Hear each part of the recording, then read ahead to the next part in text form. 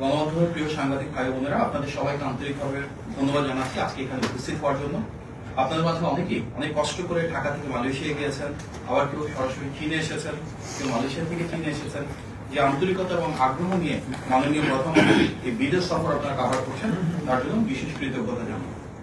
আমি আন্তরিকভাবে ধন্যবাদ জানাচ্ছি আজকে এই অনুষ্ঠান আয়োজন করেছেন মাননীয় প্রধানমন্ত্রীর প্রেস উইং থেকে। আমাদের সাথে আমাদের প্রধানমন্ত্রী কার্যালয়ের আমাদের কলিগসরা রয়েছেন।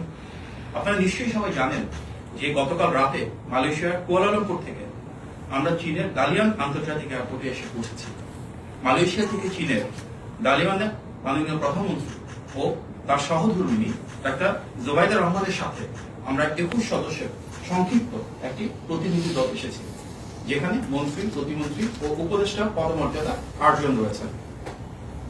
এই সংক্ষিপ্ত কলেবরকে ধারণ করি মাননীয় প্রধানমন্ত্রী বহুপাক্ষিক বিষয়ে বাংলাদেশের স্বার্থ সংশ্লিষ্ট বিষয়গুলি নিয়ে আলোচনা করে চলেছেন। গণপ্রজাতন্ত্রী চীন সরকারের একটি উচ্চ প্রতিনিধি দল মাননীয় প্রধানমন্ত্রীকে গতকাল লাল গালিচা সংবর্ধনা দিয়ে বরণ করেন এবং মোটর শোভাযাত্রার মাধ্যমে সর্বোচ্চ গুরুত্ব প্রদান করে হোটেলে নিয়ে আসেন। আমরা দেখেছি পুরো রাস্তা জুড়েই ছিল রাষ্ট্রীয় প্রোটোকল এবং পুলিশি প্রহরা। এই সম্মাননার জন্য আমরা চীন সরকারকে ধন্যবাদ জানাই।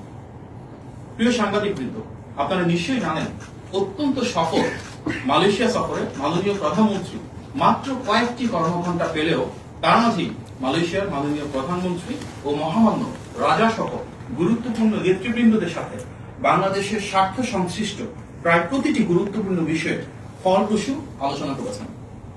সেই ধারাবাহিকতায় চীনে এসে তিনি দ্বিপাক্ষিক সম্পর্ক থেকে বর্তমানে বহুপাক্ষিক বিষয় নিয়ে উপস্থিত বৈশ্বিক নেতৃবৃন্দের সাথে আলোচনা শুরু করেছেন। ওয়ার্ল্ড ইকোনমিক ফোরাম আয়োজিত সামার দাভোস 2026 বর্তমানে চীনের দালিয়ানে এই শহরে অনুষ্ঠিত হচ্ছে। ইনোভেটিং অ্যাট স্কেল এই প্রতিপাদ্যে আয়োজিত বৈশ্বিক সম্মেলনটিতে বিশ্বের বিভিন্ন দেশ এবং অঞ্চলের প্রতিনিধি দল, আমন্ত্রিত রাষ্ট্র ও সরকার প্রধানগণ, যেভাবে আমাদের মাননীয় প্রধানমন্ত্রীকে আমন্ত্রণ জানিয়েছে ওয়ার্ল্ড ইকোনমিক ফোরাম, এবং বিভিন্ন দেশের শীর্ষ ব্যবসায়ী, প্রযুক্তি উদ্ভাবক, শিক্ষাবিদ এবং কর্পোরেট নেতারা অংশগ্রহণ করেছেন। মাননীয় প্রধানমন্ত্রী জনাব তারেক রহমানের একজন সরকার প্রধান হিসেবে বাংলাদেশের বাইরে এটি প্রথম কোন বৈশ্বিক সম্মেলনে অংশগ্রহণ। এই সম্মেলনের মাধ্যমে তার যে মূল লক্ষ্য বাংলাদেশে অধিকতর বৈদেশিক বিনিয়োগ নিশ্চিত করা, কর্মসংস্থান সৃষ্টি করা, জলবায়ু সহনশীলতা এবং টেকসই উন্নয়নের যে অগ্রযাত্রা রয়েছে সেটিকে আন্তর্জাতিক বিনিয়োগ এবং অংশীদারিত্বের সাথে আরো গভীরভাবে সম্পৃক্ত করা। একই সঙ্গে বাংলাদেশের ব্যবসা যে সবার জন্য উন্মুক্ত, আমরা ডিরেগুলেশন করছি, ইকোনমিক লিবারালাইজেশন করছি, ফরেন ইনভেস্টমেন্ট অ্যাট্রাক্ট করছি, সেগুলোর জন্য কিন্তু বৈশ্বিক বিনিয়োগকারীদের আস্থা তৈরি করা, একটা প্রতিযোগিতামূলক পরিবেশ তৈরি করা, সেগুলো নিয়ে ধারাবাহিকভাবে আলোচনা চলছে।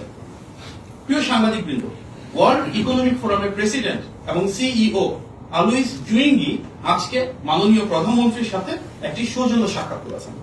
সেখানে বাংলাদেশের গণতান্ত্রিক সরকার কিভাবে বিনিয়োগ বৃদ্ধি করতে পারে, কিভাবে কর্মসংস্থান সৃষ্টি করতে পারে, কিভাবে দেশের মানুষের অগ্রযাত্রার পথে আরো ধাবিত করা যায়, এগুলি নিয়ে তাদের বিশদ আলোচনা হয়েছে।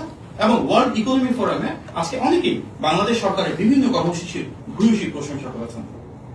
আজ সন্ধ্যায় মাননীয় প্রধানমন্ত্রী ওয়ার্ল্ড ইকোনমিক ফোরামের climate leadership in a shifting global landscape নামক সেশনে বক্তব্য রেখেছেন।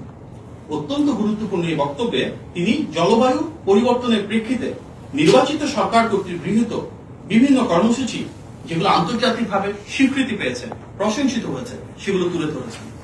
সেই ধারাবাহিকতায় আজকে তিনি আমন্ত্রিত হয়ে তার যে কর্মসূচিগুলো বিশ্ব দরবারে উপস্থাপন করেছেন, তার মধ্যে অন্যতম নির্বাচনী পথযাত্রায় তিনি যে ইশতেহারের পরিকল্পনাগুলো জাতির সামনে উপস্থাপন করেছিলেন, তারই ধারাবাহিক বহিঃপ্রকাশ।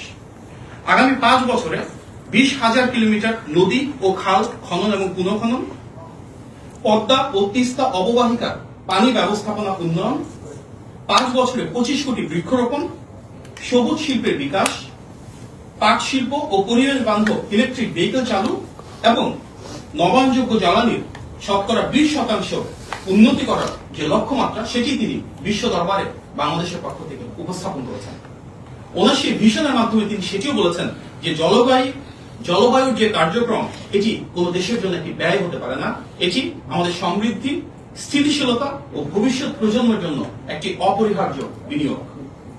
মাননীয় প্রধানমন্ত্রী একই সঙ্গে ক্ষয়ক্ষতি তহবিলের, যেটিকে internationally loss and damage fund বলে, সেটির কার্যকর বাস্তবায়ন, সহজলভ্য ও পর্যাপ্ত জলবায়ু অর্থায়ন নিশ্চিতকরণ এবং প্রশমন ও অভিযোজন কার্যক্রমে সমান গুরুত্ব দেওয়ার উপর জোর দিয়েছেন।